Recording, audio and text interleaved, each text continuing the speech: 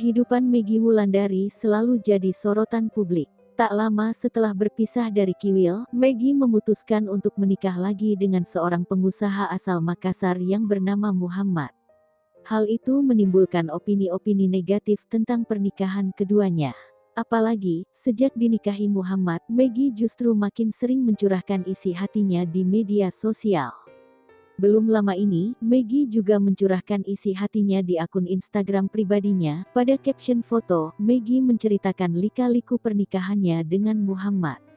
Wanita 41 tahun itu sadar jika proses pernikahannya dengan sosok yang akrab disapa Mamat itu terbilang instan. Tak heran berbagai spekulasi muncul di masyarakat.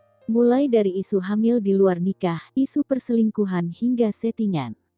Ia juga membeberkan cerita perkenalannya dengan sang suami.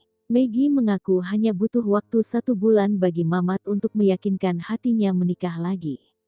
Tak lupa Meggy menyematkan ungkapan cintanya pada sang suami. Ia juga menuliskan panggilan sayang sang suami padanya, yakni si lebay.